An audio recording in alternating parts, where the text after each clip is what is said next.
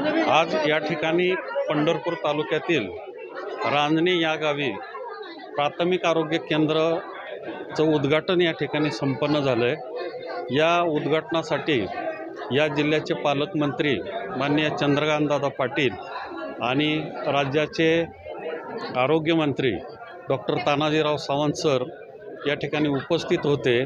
मान्यवरांच्या उपस्थितीत या ठिकाणी उद्घाटन झालेलं आहे आणि लवकरच या ठिकाणी आपण सर्व पदांची भरती करून हे आरोग्य केंद्र कसं लवकरात लवकर चालू करता येईल त्यासाठीचा प्रयत्न करणार आहोत। या आरोग्य केंद्रामध्ये माता आणि बालसंगोपनाचे जे कार्यक्रम राबवले जातात ते सर्व कार्यक्रम या ठिकाणी राबवले जातील।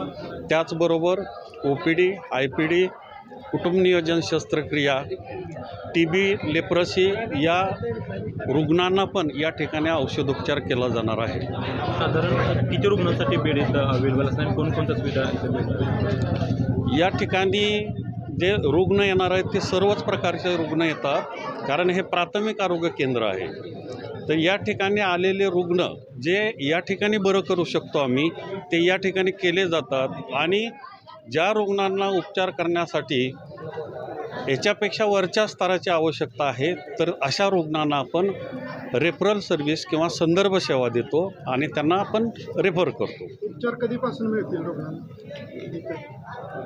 उपचार आता लवकरात लवकर पदभरती झाली की आपण ह्याला सुरू करणार आहोत। साधारण 1 महिन्याच्या आत आपण हे सुरू करतो। तोपर्यंत तिथलं हॉस्पिटल कोण चालवणार आहे? जर पदभरतीच नाही झाली आणि आज उद्घाटन झालंय, पदभरती आणि उद्घाटन झाले पण जो कालावधी असतो त्या महिन्यामध्ये लोकांना त्याच्यासाठी आपल्या गावामध्ये ऑलरेडी एक आरोग्य उपकेंद्र कार्यरत आहेत। त्या ठिकाणी डॉक्टर आहेत, ANM आहे, MPW आहेत आणि पार्ट टाईम अटेंडन्स आहेत। ते 4 लोक जे सेवा गावाला देतात ते त्या उपकेंद्रात न देता या आरोग्य केंद्रात येऊन सुरुवातीच्या काळात जोपर्यंत भरती होत नाही तोपर्यंत ते या ठिकाणी सेवा देतील।